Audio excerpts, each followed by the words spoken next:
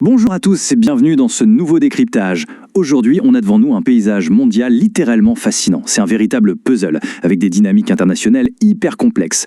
On va explorer en profondeur un rapport d'actualité mondiale vraiment captivant. Et pour rester complètement fidèle aux sources qu'on analyse aujourd'hui, toute cette présentation se fera en français. C'est l'occasion parfaite de voir comment les grandes puissances naviguent en ce moment entre la diplomatie, les stratégies d'influence et même la ferveur sportive. L'actualité est dense, tout est interconnecté et notre but aujourd'hui, c'est de rendre tout ça super clair.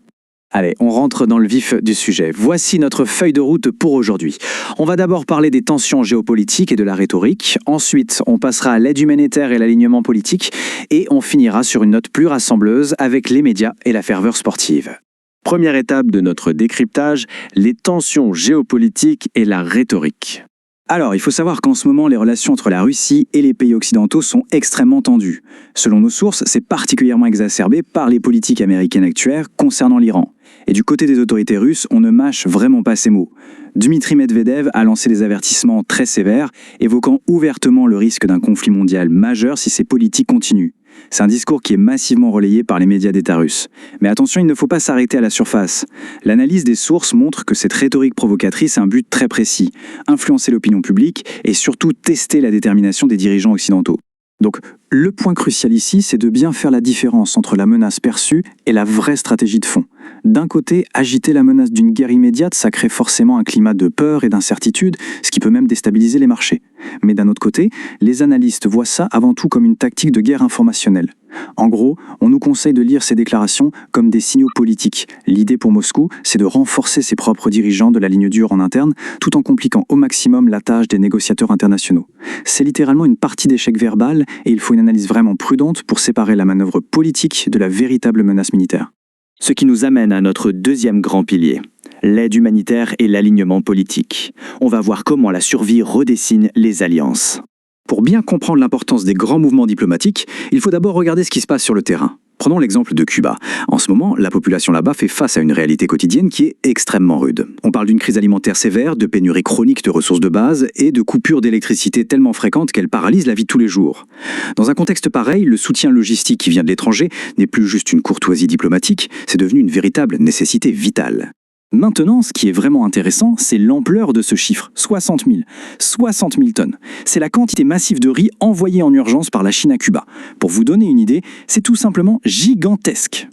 Pour les citoyens cubains, dans l'urgence absolue, cette aide n'est absolument pas jugée sur son côté symbolique. Ce qui compte, c'est son efficacité concrète et immédiate. Est-ce que ça remplit les placards? Est-ce que ça stabilise les repas au quotidien? Mais bon, on le sait, en géopolitique, il y a toujours un double sens, pas vrai? Au-delà de sa valeur commerciale et du bénéfice humanitaire qui est indéniable, cette aide d'urgence, c'est aussi un symbole géopolitique extrêmement fort. C'est la définition parfaite de l'alignement politique en action. Avec la pression internationale qui s'intensifie, on voit l'axe entre Pékin et la Havane se renforcer de façon super visible. Ça nous prouve que l'aide humanitaire, tout en répondant à de vraies crises locales, reste un outil absolument central dans le grand jeu des alliances mondiales. Allez, on change de registre et on passe à notre troisième et dernier dossier pour voir comment tout ça se connecte, les médias et la ferveur sportive. La façon dont on consomme l'information est en train de changer radicalement. Les grands réseaux de médias investissent massivement et ils le font en 3 grandes étapes. D'abord, ils misent sur des contenus multilingues pour casser les barrières de la langue. Ensuite, ils étendent agressivement leurs plateformes numériques. Et enfin, ils distribuent carrément leur contenu via les applications de messagerie instantanée. L'objectif, atteindre instantanément des millions de nouvelles personnes à travers le monde. Et cette capacité de diffusion instantanée, elle devient absolument cruciale quand on approche de très grands événements unificateurs. Et justement, en parlant de grands rassemblements, le monde du sport est en pleine ébullition avec les quarts de finale olympiques de hockey. On a le Canada, les États-Unis, la Slovaquie et la Finlande qui se battent pour le dernier carré. Des millions de personnes à travers le monde ont les yeux rivés sur ces matchs. Grâce aux innovations médiatiques dont on vient tout juste de parler, ces rencontres se transforment. Ce ne sont plus des simples matchs, ce sont de véritables moments de ferveur nationale intense, partagés à une échelle mondiale complètement inédite. Et ça illustre brillamment les facteurs clés qui rendent ces tournois si captivants. On assiste à un vrai choc des stratégies. D'un côté, on a l'énergie pure et le renouvellement générationnel, avec par exemple l'équipe canadienne portée par des jeunes talents incroyables comme Celebrini. Et de l'autre côté, on a la profondeur tactique et l'expérience, avec l'équipe des États-Unis et son impressionnante solidité défensive. C'est cette combinaison magique, ce face-à-face entre le talent individuel naissant et l'organisation collective, qui confirme vraiment le rôle fondamental du sport pour rassembler les foules.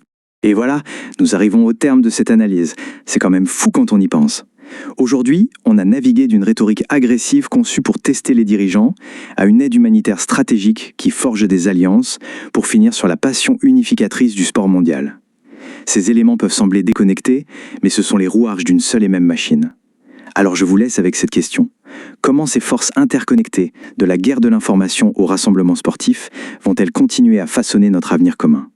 C'est une vraie réflexion à garder en tête en suivant l'actualité mondiale. Merci beaucoup d'avoir suivi ce décryptage avec nous et à très bientôt pour une nouvelle analyse.